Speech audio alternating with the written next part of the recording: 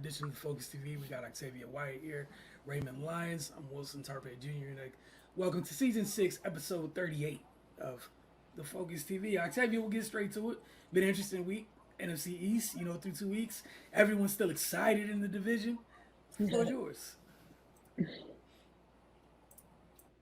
Yeah, everybody's excited. It's very interesting when you look at it, and I mean, as a whole, the division is 8-1, or what, a 7-1, 8-1, 2, 4, 6, 8. Yeah, something like that. Y'all know what I mean. I think it's 7-1. So that's good for the division. It's, especially with a lot of the talks from last year being that the division didn't really play anybody. Now, I will say that some of these games are still kind of, if you want to say, against the lesser teams in the league, I guess you can throw those out there. But again, any given Sunday, you play the teams that are in front of you and they're doing what they need to do. So we'll start with the home team, Washington Commanders. They pulled out a tight one, though, against the Denver Broncos. They defeated the Denver Broncos 35-33. Sam Howell was 27 of 39, 299 yards, 2 touchdowns, and 2 carries for 13 yards. Brian Robinson Jr. had 18 carries for 87 yards, 2 touchdowns, and 2 receptions for 42 yards, and 1 receiving touchdown. I think I'm lying on that one, but we'll look at it in a sec. Terry McLaurin, 5 receptions for 54 yards and 1 touchdown. So I said that they barely eked it out. In a flash, they were down 21-0, it looked like. And it looked like, what is going on again is in the Washington Commanders. Let me make sure I got this right. Yeah, I lied. He didn't score. 2 receptions for 42 yards and touchdown for Brian Robinson. So I think the biggest bright point for them is that Sam Howell, kind of stayed poised. He could have thrown this game completely away after the start that they had. But he was able to kind of gather the team and, get them together. They were trailing Denver 21-3 in the first half. You could kind of say the turning point of the game could have been when Jamie Davis caused Russell Wilson to fumble and Cody Barton recovered. The Commanders drove 49 yards and scored when Howell found Logan Thomas on 4th and goal from the 4. Brian Robinson ran in for 2 points, and it was 21-11, and that kind of started their trajectory to kind of go back into the game. They were able to pull it out 35-33. Bright spot again, Chase Young finally got into the game this year. First game back from the knee injury from last year sometime. So he actually had a pretty decent game. They said that he played a lot longer than they expected for him to play. He had multiple pressures on Russell Wilson. He finished the game with 3 tackles, 1.5 sacks, and 2 quarterback hits. He did have 2 penalties. One was a 15-yard penalty, but I'm chalking that up to Russ. He's going to I believe he'll get back to his previous form. And if the Washington Commanders can somehow swing the money to keep the defensive players that they have, they'll be scary. And then, in my opinion, there'll be 3 scary defenses in the NFC East. I think one is still working on it. We'll get to that one. But if they're able to swing that, keeping him, Deron Payne, and Montez Sweat, and all of those guys, Jonathan Allen, they're well on their way. I'll say the offensive line looked slightly better. And I say slightly. There's slight progressions. Sam Howell's still kind of running for his life. But baby steps, I guess, in that aspect. I mean, I'm sure Sam Howell doesn't want baby steps. He wants gigantic steps, so that way these people are protecting him. But he's able to, I feel like he moved a lot better in the pocket this week than he did last week. I don't feel like he held the ball as much, which is probably why he didn't have as many sacks. He only got sacked 4 times. I'll say 4 times. I think it was like 7 last week, but neither here nor there. And Brian Robinson Jr. looked good. I've been saying since last year, I think he's the one. Antonio Gibson, I don't think was ever really a natural running back. I think he was a makeshift running back, not saying that he's a bad running back. Yes, he also had a pretty decent game as well. Brian Robertson Jr. had, rushed for 87 yards, 2 touchdowns. He caught 2 passes for 42 yards, and Antonio Gibson added 3 receptions for 44 yards. So they had a lot of good things in their backfield that week. Weak point, the kicking game is a little bit suspect again, which for some reason, that's always the other thing that goes wrong for the Commanders. It's always their offensive line and their kicking game for whatever reason. Joey Sly, in training camp had competition, and he was able to beat out the competition to get the starting position. But he missed 2 field goals. Although some of it could have been from their long snapper as well, which I have heard that they are in the process of looking for a new long snapper. It's got to be tough when you're a long snapper and they're looking to replace you. Like, all you're doing is snapping the ball. Like, if you can't do that and they gotta find a new one, hang it up, bro. I don't know what else to tell you, but they're in the process of looking for a new one. He's been apparently struggling since training camp. So those are the things that I'm sure they're looking forward to. I think the way that they were able to win this game is you could see the Eric Bieniemy effect. I don't think they would have been able to come back from this type of deficit this time last year. Eric Bieniemy is a wizard when it comes down to calling those plays and making sure that they work the way they need to. And it shows. So they're definitely benefiting from him coming back. One thing that will be a constant in this segment is there are multiple players in the NFC East that are injured. A lot. We'll start with in this game, Logan Thomas took a nasty hit. I believe they say he had a concussion. I don't think they've come back up and said, how he's feeling so far, but speedy recovery to him. But all in all, I mean, they almost threw it away. I mean, the Hail Mary at the end, I know Cardell was probably throwing stuff. I don't blame him. Because once that happened, I was like, it's going to overtime. Like, there's no way that can happen and they don't go to overtime. And then, the refs swallowed their whistle a lot this weekend as well, even though we try not to blame things on the ref. But, I mean, it was kind of blatant on the 2-point conversion. I thought it should have been a retry, but, maybe, the Commanders are on the right side of this year as they were on the wrong side last year. So maybe it's a makeup call a year late. You never know. But things are going to get very interesting for the Washington Commanders this upcoming week. They play against the Buffalo Bills, who after Josh Allen had a 4-turnover game in week 1, and came back with a monster game in week 2, and I'm sure they're looking to keep it rolling. So that's going to be a good game this Sunday at 1 o'clock. We'll see how that turns out. Next, we'll go to probably the easiest game to talk about, to be completely honest, the Dallas Cowboys versus the New York Jets. Dallas defeated the Jets 30-10. Dak Prescott was 31 of 38, 255 yards, 1 touchdown, and 6 carries for 14 yards. Tony Pollard had 25 carries, 72 yards, 7 receptions for 37 yards. CeeDee Lamb had 11 receptions for 143 yards. Jake Ferguson, 3 receptions, 11 yards, and 1 touchdown. And Luke Schoonmaker, 1 reception, 1 yard, 1 touchdown. Easiest game to talk about because, I mean, it was never a game. Let's be honest. They can pretend that it was at one point. I think when Zach Wilson hit Garrett Wilson in stride and he went and ran that touchdown in, that didn't do anything for me.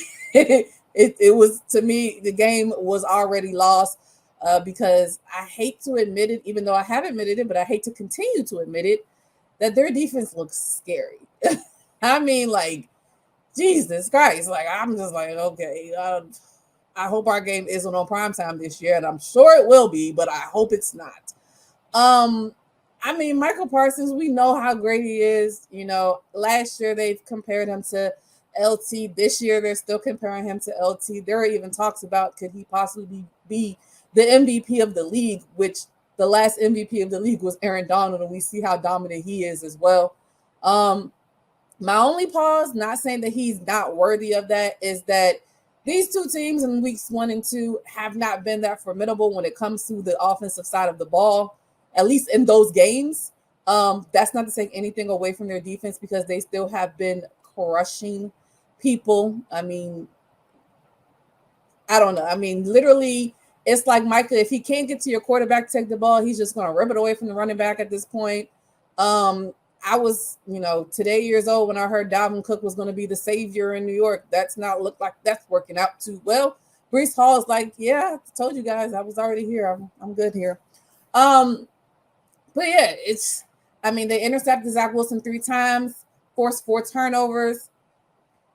It's like a team you can't beat a team like that. I don't know. Like they talk about defense wins games and championships and all that stuff. It's 100% accurate. Of course, yeah, you need good defense, but offense, excuse me. But the offense, they weren't too shabby themselves. Missing Brandon Cooks. When I talk about injuries, another injury in the NFC East, Brandon Cooks was out. I think they said he might be out 2 weeks.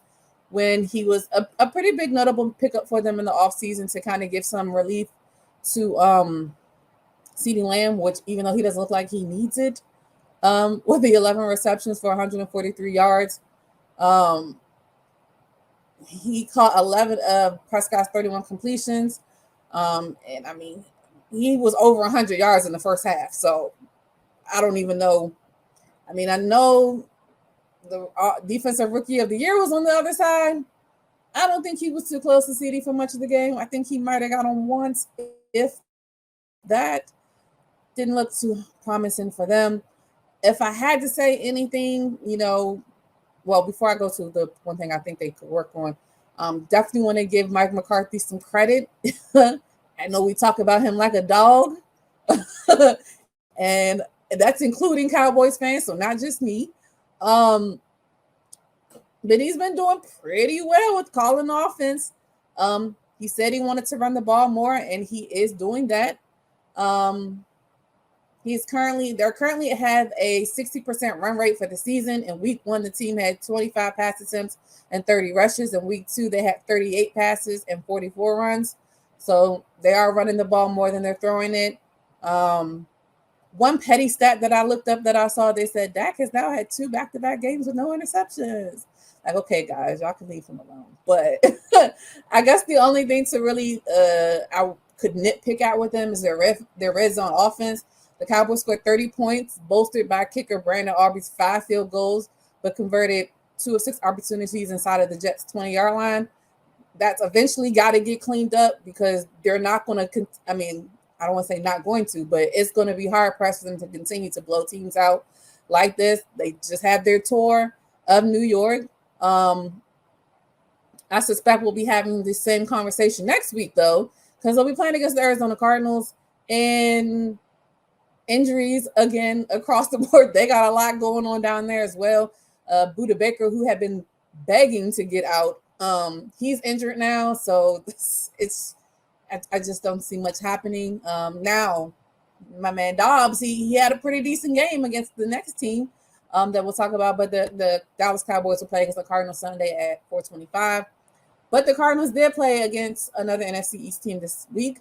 It's like they're just making their rounds. I guess they're going to go through the entire NFC East. I don't know if we play them. I have to look. But they played the Commanders week 1. They played the Giants week 2. And they'll play the Cowboys week 3. So in week 2, they lost to the Giants 33-28. Daniel Jones was 26 of 37, 321 yards, 2 touchdowns, 1 interception, 9 carries for 59 yards, and 1 rushing touchdown. Saquon Barkley had 17 carries, 63 yards, and 1 touchdown. And 6 receptions for 29 yards and 1 touchdown. Jalen Hyatt had 2 receptions for 89 yards. Darren Waller had 6 receptions for 76 yards. And Isaiah Hodgkins had 4 receptions for 40 yards and 1 touchdown. Talk about the tale of 2 halves. I know that was kind of how it was with the Washington Commanders in the Denver game, but this was just as that. Imagine going in the first game and a half of the season, you've been blanked 60-0. Talk about having to come back and kind of just get your mindset together to kind of pull it together. And they were able to do so. This is what the Giants offense we would think was supposed to look like when they paid Daniel Jones all of that money. And they finally decided to give Saquon Barkley a little extra on the 1-year deal that he got. After basically doing nothing in the first half, they had 358 yards of total offense in the second half after having 81 in the first. The 21-point comeback matches the largest in franchise history. The last time they won a game from 21 points down was on October 30th of 1949. None of us were here, against the Chicago Cardinals at Comiskey Park. Who even knows what that is? But that was the last time they came back from 21 points. Now, granted, it was a great comeback, but the way they got in that situation is definitely concerning. It's only going to get more concerning because injuries. Saquon Barkley they are listing him as week to week. It has been reported that they believe he should be out for the next 3 weeks. They have not ruled him out of this week's game, where they're definitely going to need him. I don't even think having them is going to help, but we'll see.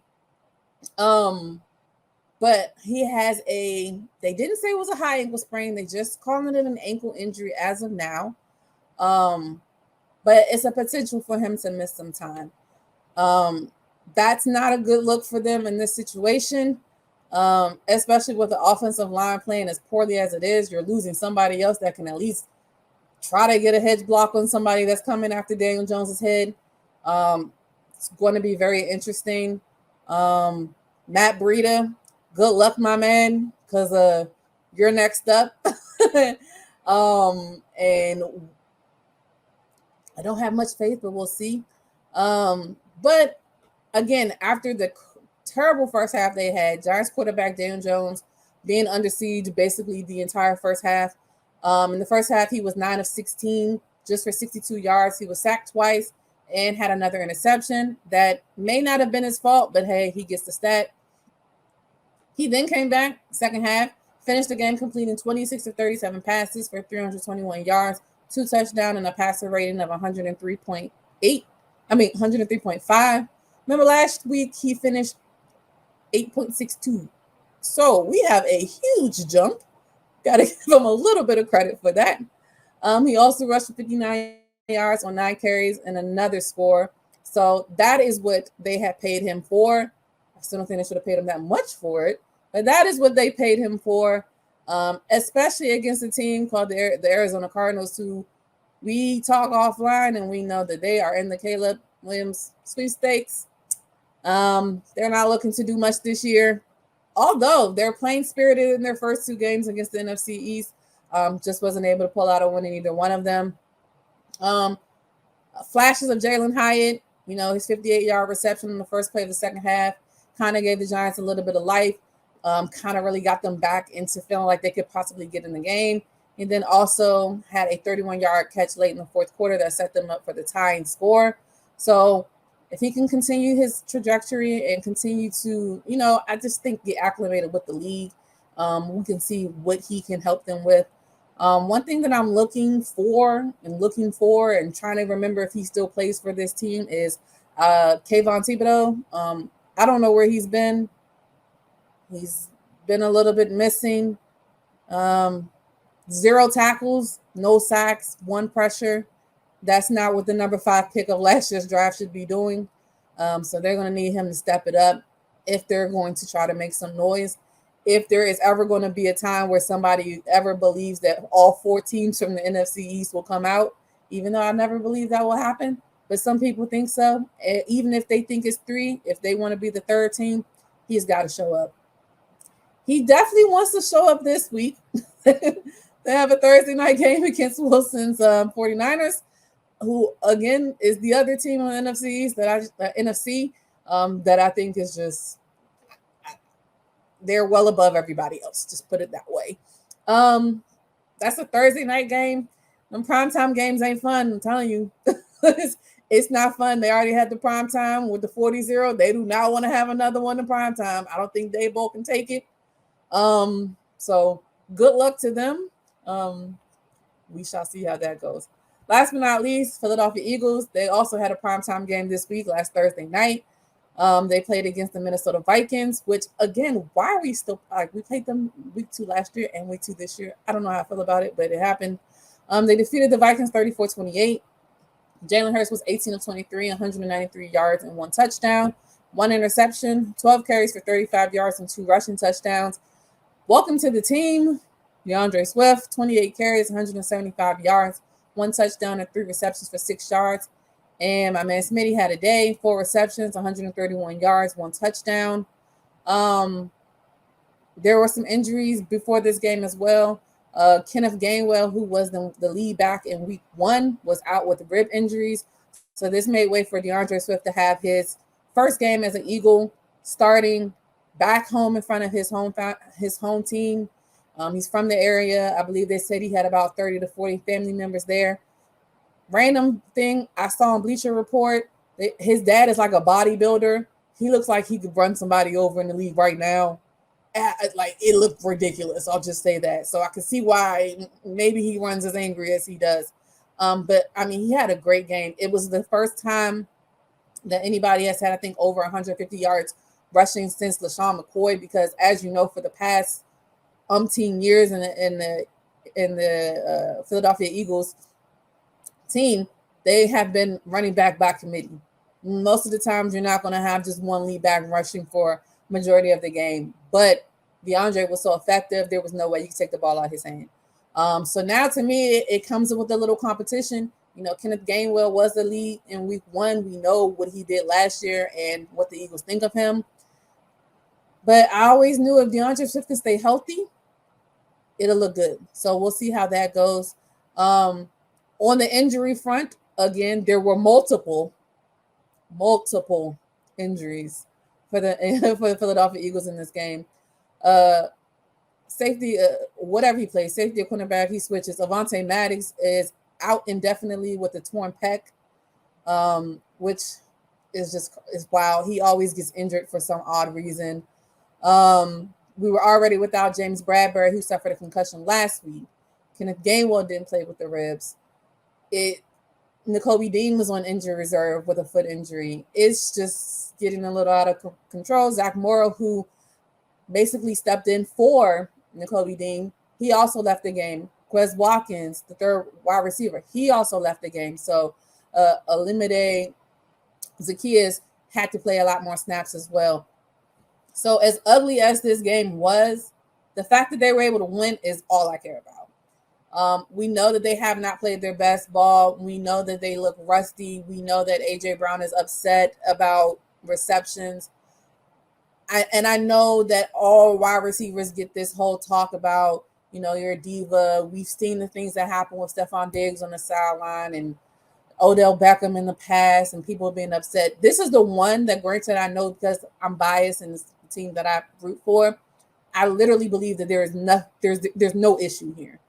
AJ Brown and Jalen Hurts are literally like family, literally, to the fact that Jalen Hurts is the godfather of AJ Brown's daughter. It is literally, you know, passionate interaction throughout a game. He wants to get involved. And I chalk it up to just that. I don't think that there'll be anything else that happens. And I mean, it's obvious that there are growing pains with new coordinators. Dallas Goedert hasn't been as involved as he has been in the past. And it's just taking some adjusting. I do believe that it kind of goes back to what Nick Sirianni talked about last week about them not getting any work in the preseason has definitely hurt them. And now they're trying to learn on the fly in game time action. And it's been difficult. The only other good thing, the defense has been playing very well up front. The Jalen Carters, the Fletcher Coxes, the Josh Sweats, Jordan Davis of the world, they're pressuring the other team's quarterback. But the back end of the defense has always been the Achilles heel for us. They have a lot that they need to work on, especially with these injuries that we have now. Kind of keeping Justin Jefferson at bay as much as possible, even though he had a pretty good game. He had a costly turnover. They were able to get 4 turnovers, which definitely helped them stay in the game. Again, I think Jake Elliott's been clutch. He contributed 10 points, 2 or 3 field goals, 4 or 4 extra points. And yeah, I mean, it was a sloppy game on a Thursday night, quick turnaround, and they were able to pull it out. There are a lot of teams that we think are top of the AFC, top of the NFC that, you know, wish that they were 2-0 right now with playing sloppy games as well. Long week for them since they played Thursday night, so they got a lot of rest. a lot of extra work. They'll play Monday night against the Tampa Bay Buccaneers, who surprisingly have looked decent. Baker Mayfield making a case. So we'll see how that game goes. Y'all know I hate primetime games. I hate them. To have back-to-back ones is a little annoying, but here we are. It can't be no worse than the two Monday night games we watched last night. Jesus Christ. So because there will also be two next week. I can't remember who the second game is right now off the top of my head. But it can't be as bad as this past Monday. So on to week 3. You got to get used to that. You have a good team. You're gonna be on TV. I don't People want gonna be to. here to watch I and don't. laugh when your I team messes up. Especially people that don't even care about football, but your team messed up. It's on the social media feed. They have time to contact you and bother you. It's gonna happen. don't. I legitimately hate it. So yeah, Monday night it'll be Philly and Tampa Bay and the Rams and Cincinnati, who's one of those teams that wish they were 2-0 and not 0-2. Um, even though we don't know if Burrow will play. We're gonna And talk about that a little later, possibly. I got questions about some people in the NFL after 2 weeks, people and their narratives and such, and things unwinding. We're gonna take our first break. When we get back, gonna take a look at this WNBA playoff picture, and then talk some Mystics a little bit later on in this show. You're watching Focus TV. We will return shortly.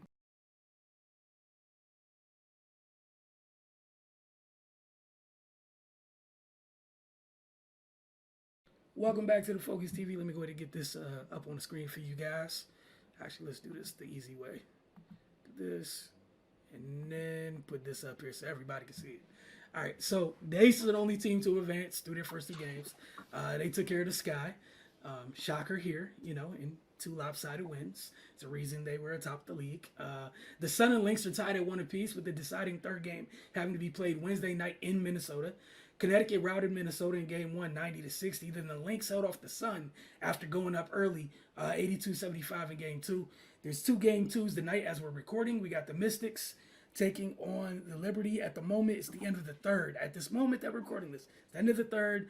The Liberty are leading the Mystics 59-56. The Liberty had a double-digit lead or a 9-point lead for a little bit. Washington's closed the gap, and we'll touch on that in a little bit. So that's 1-1. If that's 1-0, if Washington takes care of business tonight, it will be 1-1, which means the deciding game will be Friday in DC at the ESA, which I'm sure New York is not trying to be any parts of, but we will see. Then we got the other game tonight is Atlanta Dallas, that 5-4 matchup. The Wings won game 1, 94-82. That was a barn burner. The deciding third game of the Sun Lynx series will be played Wednesday. Ray, just want to start with you. Just thoughts on the playoffs as a whole, from last week to now. Yeah, man, been some pretty good action so far. I think we all were in agreement that Vegas was going to handle business. They dispatched the Sky pretty handily. Like you said, Wilson, no surprise there. They they're on a mission to repeat. It is what it is, and yeah, Asia Wilson turned all the way up.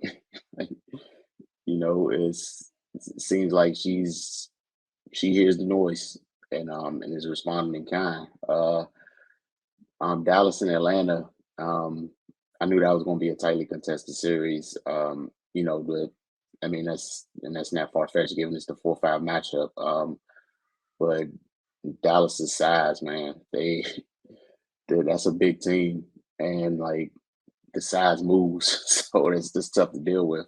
Satu Sabali, this could be her coming out party, man. She's been steadily improving since she's been in the league, and the way she performed in game 1, man, it looks like she's ready to take that next step. On Atlanta's side, Ryan Howard as well, man. That was, she came out in her playoff debut and made noise, which was to be expected because she's phenomenal. But yeah, just it's just like Dallas was able to work their advantage more than the Dream were.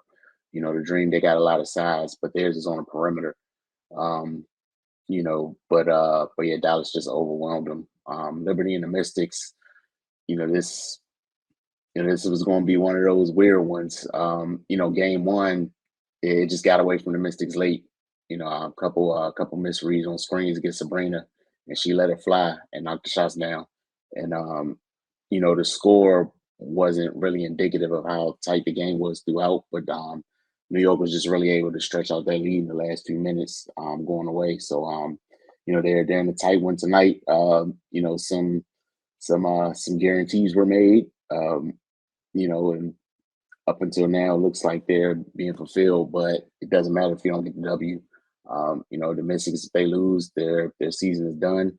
Like you said, Wilson or Liberty, I guarantee they're not trying to make that trip down 95. ESA is a hard place to play when that building is rocking, man. And like the Mystics, man, they're not a typical 7 seed. We all know what they've been dealing with injury wise throughout the whole season. They're still not whole, but they have most of their talent on the floor. So I mean, it's just going to be a tough out, So we'll see what happens in the last quarter of that one. But yeah, man, that's I figured that was going to be a good series as well. Connecticut and Minnesota. Connecticut's the dreaded home team that got to close on the road. And I saw some chatter on Twitter about the playoff format. Is it unfair? It might be, but it is what it is. So handle business, and you won't have to worry about it. It's not changing. So all the talk is really irrelevant, man. You gotta take care of home court, especially if you're the higher seed.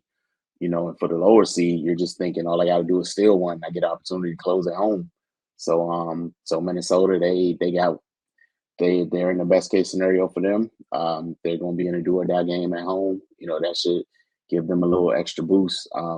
With Connecticut in the first game, they were able to, turn them over and get easy baskets in transition. The second game, Minnesota was able to control the pace a little bit more. Their threes were falling. I think that was missing from them in game one. And, we saw the result.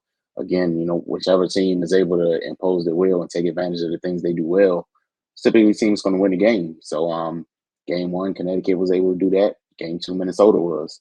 So, Connecticut, they got a tall task ahead of them. But, I think they're up to the challenge.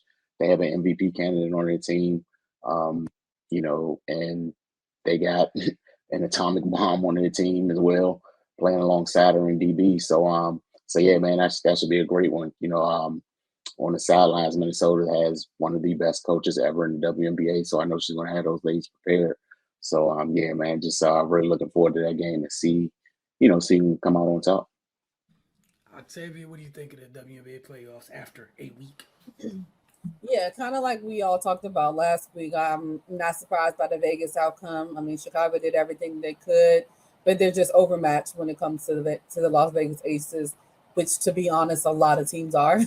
So it's no shade to them. They were able to fight and even get into the playoffs. So you kind of at least give them kudos for that.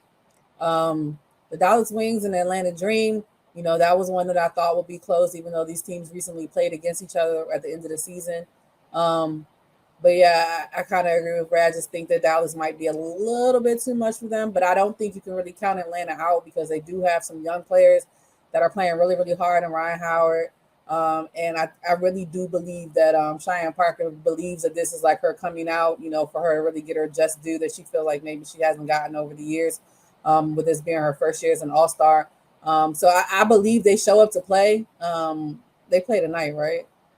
They're the ones that play tonight, yes. So I'm definitely excited for that, after this Mystics game goes off. The Mystics and the Liberty, I mean, we all kind of, granted, I'll speak for myself, maybe I'm biased because it's the home team. But we saw how they played against them, throughout the year. They split it evenly 2-2 against each other. They came out early. So we know when the Mystics are full strength, they can play with anybody. And they can definitely play with the New York Liberty. And even with them not being full strength, with Shakira Austin still being out with the hip injury, they were able to play with them for majority of the game. Just like Ray said, that the final score wasn't indicative of how the game actually went. Just Sabrina was able to get a little bit hot in the second half. Stewie was able to kind of get hot in the second half as well. She didn't shoot well in the first half, and she so far this year doesn't really shoot too well against the Mystics. She's having a better game today, and I love the chippiness. I love the we don't like y'all. I'm guarding Sabrina 94 feet. They keep getting me. They keep thinking I'm a switch. I ain't switching. That's the Natasha Cloud that I've always loved. And I've always loved players that take pride in their defense, which is probably why I love this team a lot with with Natasha Cloud and Brittany Sykes. I just think that I don't know what the box score is currently as far as points and everything. I think the EDD really has to show up. Again, I think she needs to be able to kind of put her footprint on it as well. I think that Brittany Sykes and Natasha Cloud have been carrying the team a lot due to the injuries. I know Ariel Atkins had 3 fouls in the first half, so she was out a little bit. So Shatori Walker-Kimbrough had to play a little bit more in this game than expected, I guess, in the first half. But it's 63-62 right now. They have a great chance in the fourth quarter to pull this out and bring it back to ESA. And if they bring it back to ESA and there's a chance that Shakira plays, all bets are off. Like it can go up from here, and it can definitely change the complete trajectory of what the New York Liberty thought they were going to do this season. And it'll definitely be a big, big thing for the Washington Mystics, who had a terrible season as far as injuries. They just could not catch a break this year. So I would love to see them pull this out. Minnesota and Connecticut, it surprised me just slightly. We know what Minnesota can do, and even after the game one where they were, blown out, whatever you want to call it, their coach came out and said, like, we've been here. We're the team that started 0-6. Nobody thought we would even be here. So we're going to come out and we're going to be ready for game 2, and that's exactly what they were. Nafisa Collier has played out of her mind all year. Y'all know how much I love Diamond.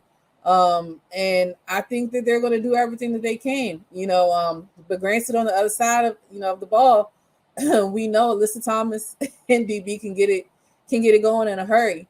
And don't let, a third player, be able to kind of pick up the slack if anybody else is off, so it's definitely going to be a good game. It's going to be tough, to be that, higher seed that have to close out on the road. I don't think it's as easy as people may think. You think about the NBA and they got, 7 games and going back and forth. Those 3 games, they real quick. We're going to be in round 2 real fast.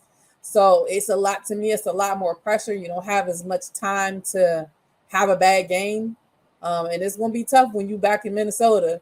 And we know how much Minnesota loves basketball and how many great teams they've had in the past. They're itching to have another one. So it's going to be a really good game. So I'm very interested to see where we are this time next week. Yeah, I think that's the perfect way to say it. This game's crazy. I keep looking to my left every 10 seconds and trying to stay on task. See how that goes. But up next, Ray and I talk a little bit about the outcome of this game once it completes, followed by our second break. You're watching the Focus TV. When we get back, I'll get you guys updated on, catch you up on what DC United's been up to in their quest to make the postseason, just like the Washington Mystics. There's somewhere they're trying to get to go. They're trying to get to the postseason just like the Mystics made it. We got to see if that ends up happening or not. You watching the Focus TV. We'll be right back.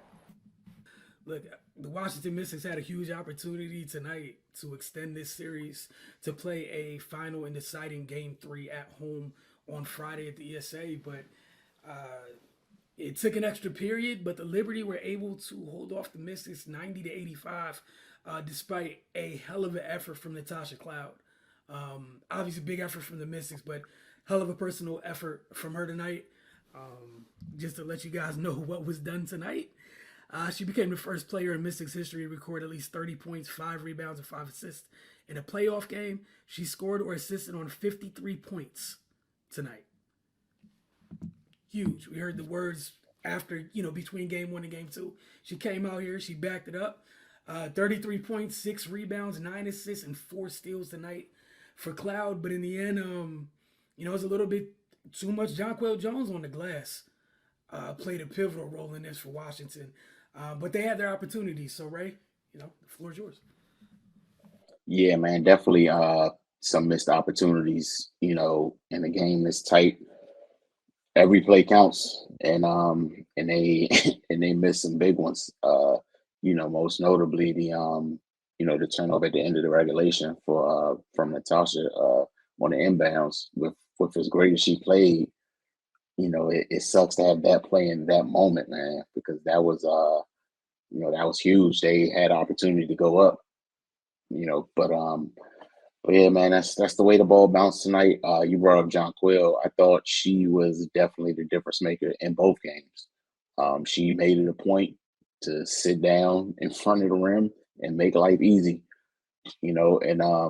and then in this game, Stewie kind of joined the party. She didn't shoot that well, but she made her presence felt. And that was the difference, man. It was just too much. And Benaj Laney again had a good game. And shout out to Natasha, man, because for a while she was kind of by herself out there on offense, to be frank.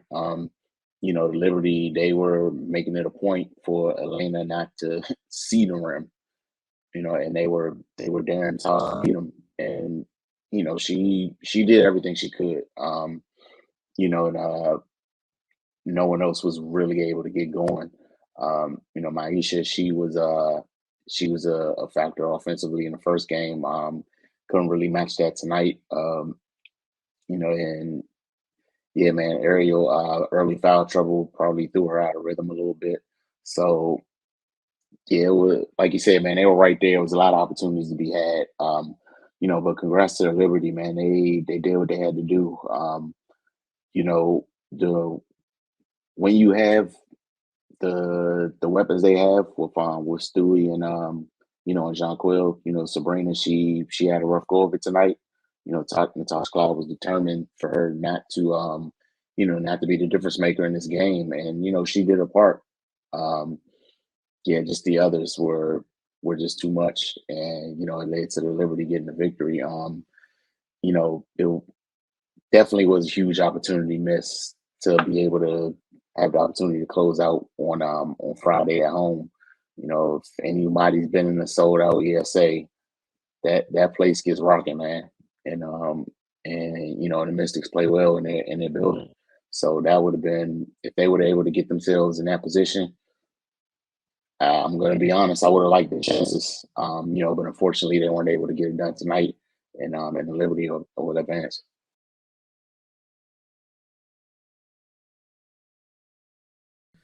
Welcome back to the Focus TV. Switch these real quick. All right, we got DC United taking on Charlotte this week. Um, Look, man, last week they had a scoreless draw. Unfortunately for them this week, it would be much of the same. DC gets a great look less than a minute in as Dahome finds Click in transition. Benteke with the dummy run gives Click that opportunity just wide of the net. Charlotte will get a chance a few minutes later as the ball sent into the box. A little bit of a scrum takes place in front of the goal. The ball, pops out, lands at the feet of a Charlotte player.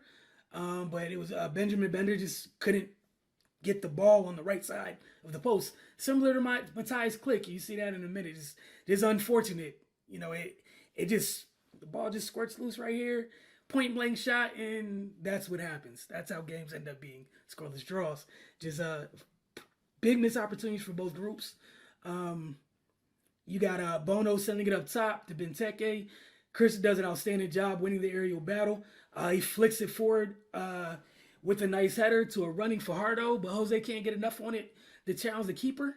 And the game remains scoreless.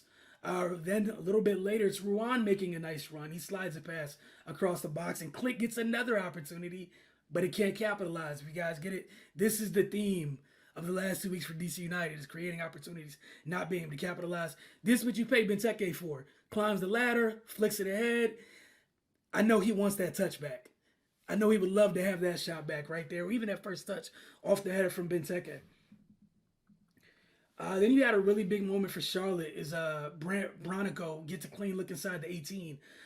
Donovan Pines closes down. The ball bounces off his arm and then hits the post. After the review, the official decides it was not a handball and the game remains 0-0.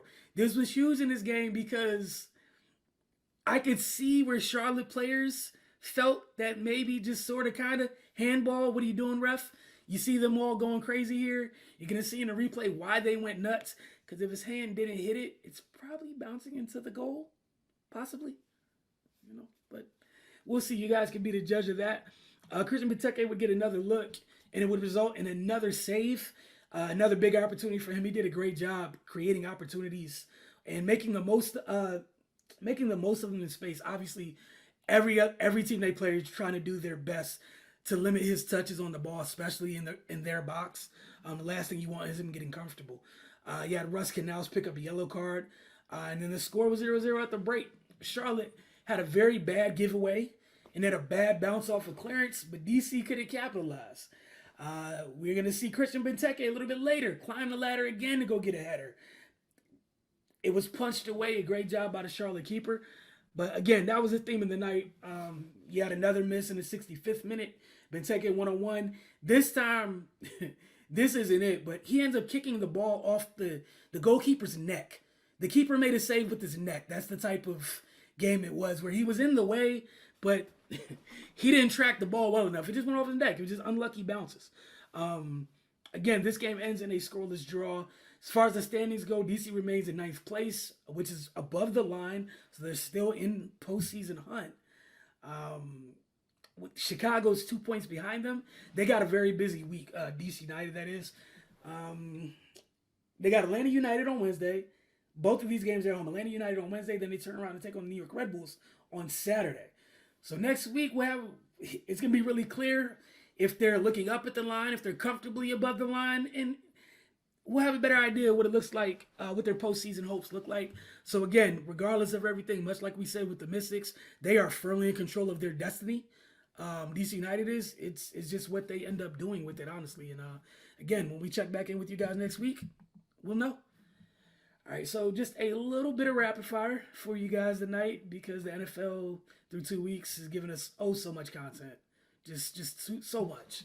It's only been 2 weeks, yet these folks have been nuts. All right, so we will start. Oh, yeah.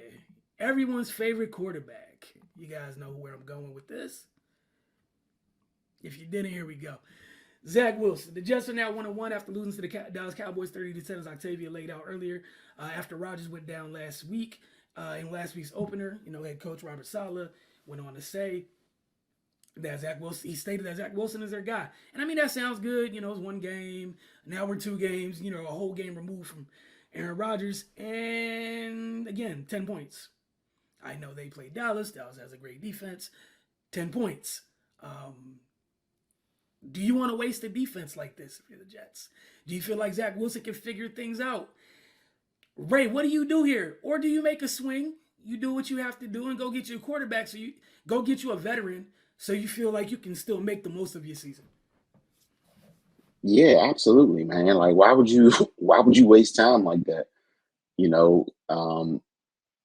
you're not in a position to try to wing it with this guy. No offense to Zach Wilson, but desperate times call for desperate measures. Like, they weren't planning for him to be in this position, so why would you ride it out?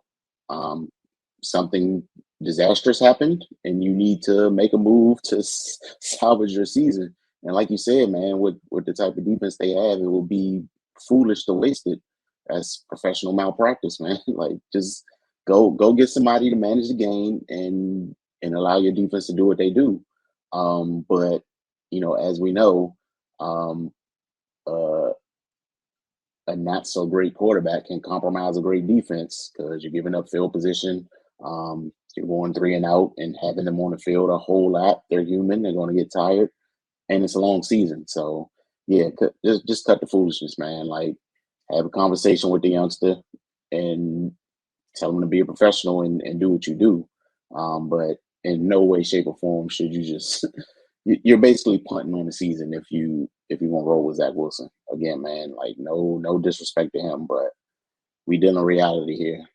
It is what it is, man. Octavia? Yeah, because I'm just saying, like, this summer, y'all gave up everything and they mama for Aaron Rodgers. Y'all brought his security blankets with him. You know, you brought Alan Lazard, Randall Cobb. You know, nobody's talking about the offensive coordinator, Nathaniel Hackett. You brought all these people with them for Rodgers to be the guy because you did not think Zach Wilson was the guy.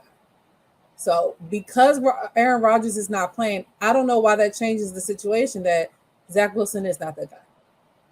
And like you've already stated, their defense is amazing. You know, like they have a great defense. You know, Brees Hall is showing up again after coming back from the injury as well.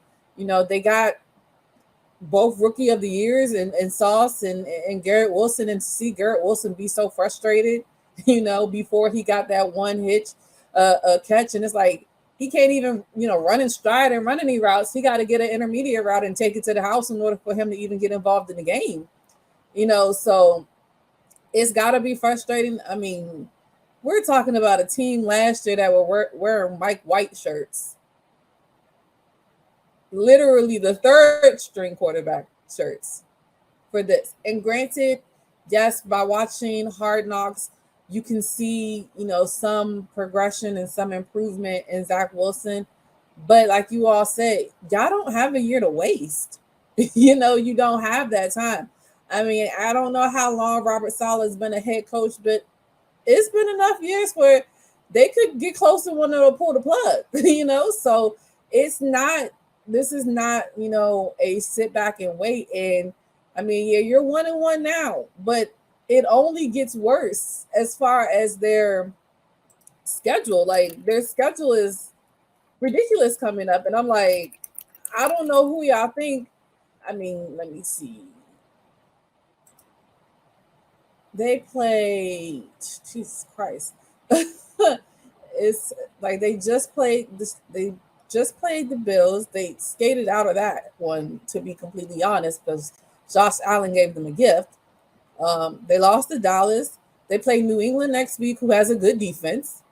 You know, they play Kansas City, who's probably a little aggravated that everybody was writing them off after week one. Denver, you can see, maybe they play the Eagles. Then they get a bye week 7. They could be 1-2-5, you know. And in the AFC, that's not the same as being in the NFC. As we know, the AFC is the tougher division. You 2-5 in AFC, you might as well just pack it in and go home. 1-2-3 Cancun. Like, it ain't so. This ain't the time to sit back and watch and wait when there are viable, you know, possible veteran quarterbacks that can at least keep you competitive when it comes to certain things. I mean, I've seen him play well and I've seen him play bad. Carson Wentz is still a free agent. I don't know. I mean, there's been talks about the Vikings being 0-2. Does Kirk stay there? I mean, there's options to look at. I mean, we saw Jacoby Brissett play pretty well for 11 games last year. He's a backup in Washington. I'm sure they'd be looking to get some more draft picks. So there are options. I'm just trying to figure out if they're even exploring them because I really don't think Zach Wilson is the guy. Yeah, and if he thought he was the guy, you know, it's year 3, like other members of your class, you want to win to get Aaron Rodgers. Like, just keep it up. You know, everyone had other time for other people in different situations from this draft class who didn't have this many consecutive starts. Like, that's the other part of it. You got the start. You hit the ground. Free runway. You didn't have to wait for anybody or anything like that. There was no veteran in your way, which meant they got tired of you very quickly. They were like, oh, man, we messed this up. Oh, well.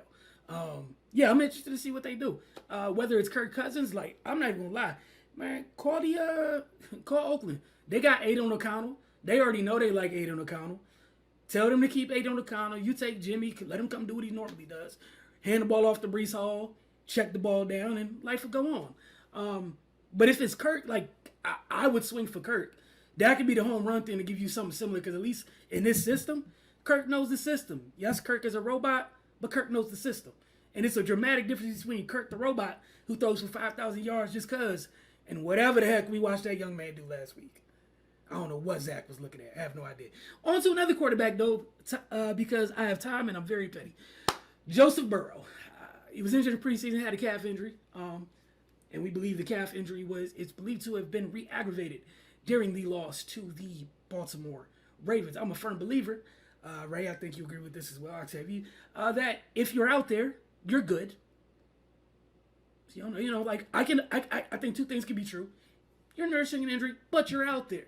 So, if you had won, I'm gonna say good job, right? You played well. You didn't, so it is what it is. But the Bengals quarterback doesn't look right.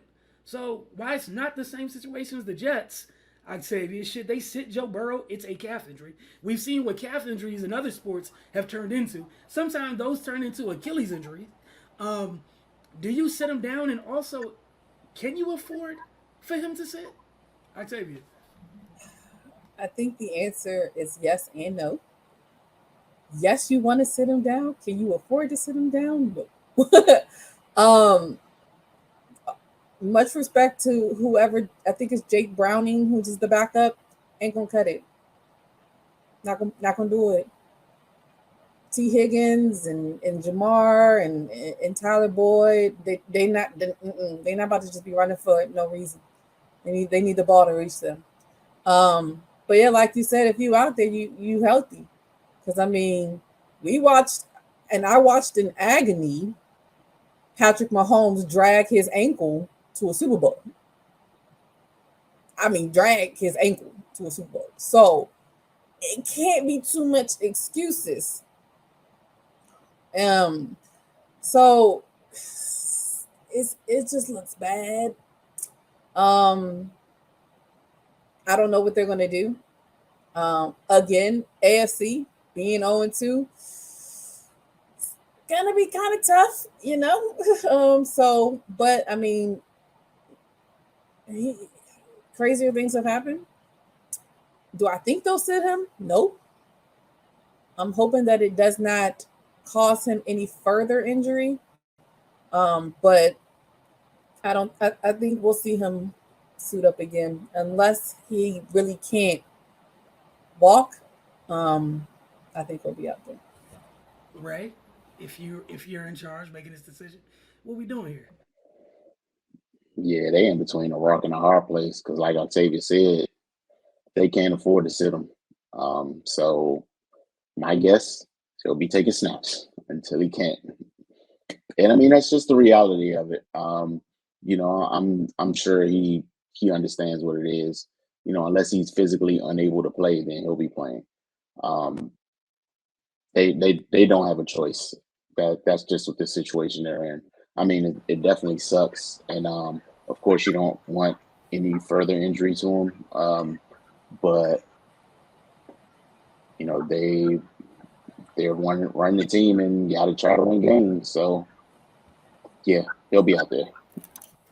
I mean, they did just drop a bag. That too. How that works. Huh. Just drop a bag. So they're like, what do you do to buy you another pack? Oh no, man. Octavia said, y'all got it. Good teams lose coordinators all the time. That's part of being good teams. Your coordinators get poached. Following season after doing so, the teams that lost said coordinators, if they're great coordinators, they feel it. You see teams kind of struggle trying to get comfortable and just find out what life after the coordinator is like. Kansas City Chiefs are 1-1 after 2 games. Obviously, they're pass catchers. We all watch Week 1. If anybody can catch a football on purpose, they're probably 2-0. However, that's another discussion. But we have seen that life after the guy who didn't call plays isn't quite the same. Some look a little off. Just want to say the operations, the smoothness, what have you. They're going through it. They're gonna be okay. They got Fat Man there. Andy knows what he's doing. They'll figure it out. I love Andy. They will figure it out because that's what they do. However, we saw Eric Bieniemy with the Commanders do something that they've never ever done, acting real different. 35 points in a game with the help of a defensive or special teams touchdown. Like, this is something that has been done in several presidential administrations for Washington. I'm sorry, I just want to drive home the point. I apologize. Bieniemy had Sam Howell rolling under center, especially during the second half of this game last week. The Broncos were up 21-3, and we watched, an offense that we've seen somewhere else kind of get the moving and shaking a little bit, missing some of those pieces, but it was moving. And Denver kind of didn't have answers for it. Vance Joseph was out there looking for answers. EB was like, "I promise you don't have any. I know what you can do. I know how we gonna attack this. You got 1 Pat Surtain and 3 not Pat Surtains. We gonna figure this out. We gonna figure it out. Sometimes 1 + 1 = 2. All right." Much of the lazy narrative was that EB didn't call plays in Kansas City, even though Fat Man said that he did. Y'all just like ignoring when people tell truths. Fat Man said EB was calling plays. As had former players, like people say something wild here because he demanded excellence. He's yelling at the players in practice. You got Pat Mahomes and Tyreek Hill. We haven't seen them two say anything together since they've been apart. But they had time to check in, like, y'all not talking about our old offensive coordinator, not him. And then look what they just did this week. Obviously, it's one game. However, what do y'all think about this very, very lazy narrative, like kind of getting thrown and set on fire in week 2, right? I mean, rinse and repeat, man. It happens all the time. Like, it's just frustrating. For one, why are people questioning Eric Bieniemy at this point? The work speaks for itself. Like, like you said, man, it's just lazy. And it really needs to stop. He actually shouldn't even be a coordinator. He should be a head coach somewhere. So let's just start right there. But, nevertheless, I'm not surprised that, Washington has improved with him being there. It's only 2 games, but, I have no doubt that, maybe not up to this level, but they'll continue to get better and better as the season progresses. Even the little bit we saw of Sam Howell, was obviously had talent. Now you have an experienced guy that knows what he's doing and can mold that talent, and the Commanders have weapons. So, it, like you said, Wilson, sometimes 1 + 1 = 2, and it's equaling 2 right now. So I'm sure that fan base is pleased with the results so far. But yeah, man, like you get a guy that's in a position where the team he was at is highly successful. I don't understand why that wouldn't be the case if he goes somewhere else. And then like I said, man, it's not like they're void of talent. They got a pretty good wide receiver number 1. And a young quarterback who I'm sure is eager to learn under a guy like EB. So, I mean, yeah. Even though I'm a Cowboys fan, I definitely want to see him do well there. Just for the fact that the nonsense just continues to swirl. For sure. Octavia? I mean, I'm not surprised. Like, we know how Black coordinators that should be coaches are treated, so it doesn't surprise me. I feel like I said this very early when I found out that he was going to be the offensive coordinator for the Washington Commanders. I didn't like it because I felt like the Washington Commanders would start doing stuff that makes sense, and that's what they're doing, stuff that makes sense. And I don't like that in my division because I got to play against it. So yeah, it does not surprise me. It does not surprise me the takes that you hear. It does not surprise me how good he is. I'm hoping that this opens the eyes of other people around the league so he can get up out my division. I want him to be great and take his ASS back to the AFC. Hey, that's such a petty place. All right, we'll end on this one. Another narrative buster. So, again, I apologize for the NFL heavy NFL thing, but some of these narratives are just trash. All right.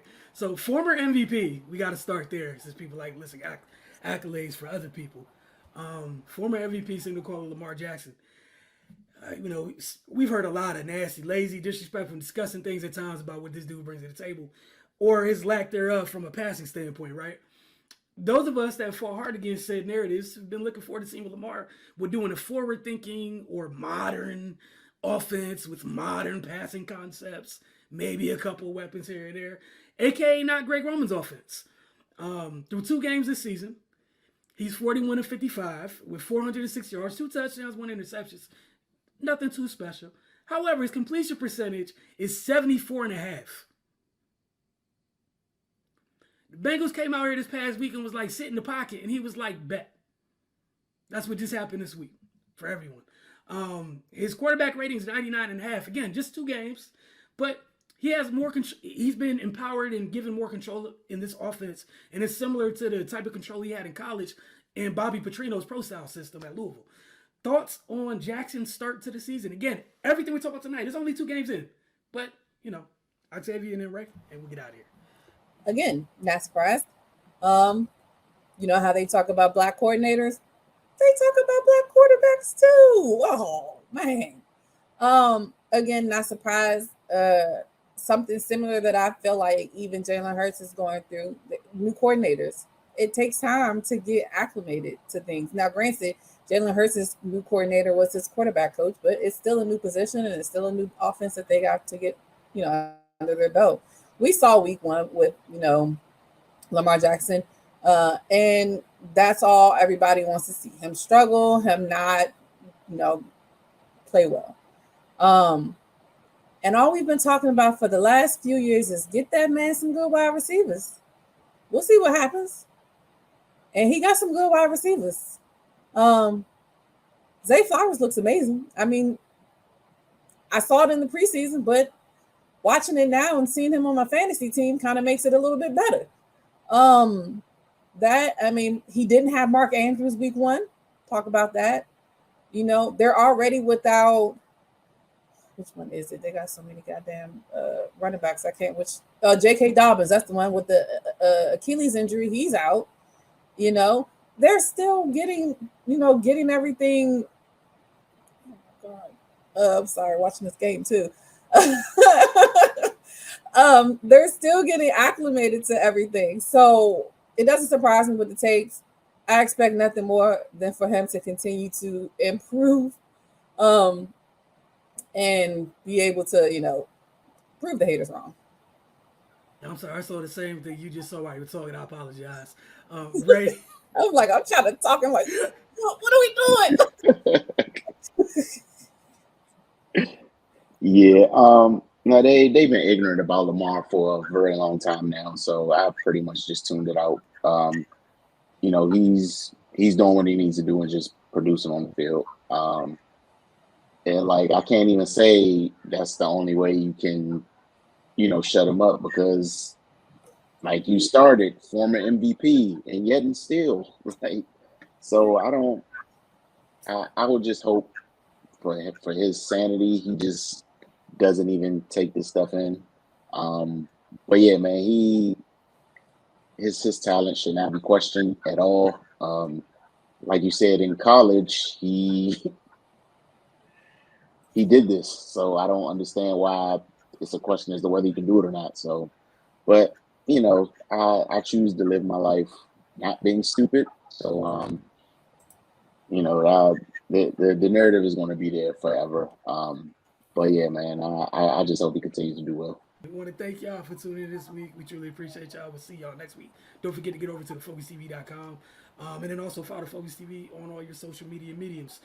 This show, after we tape it every Tuesday evening, it's up as early as 9 a.m. on Wednesdays on our Roku channel. All you have to do if you have a Roku television or device is type in the Focus TV in your search box, double tap OK to add the channel. For Octavia, Ray, and myself, y'all have a great week.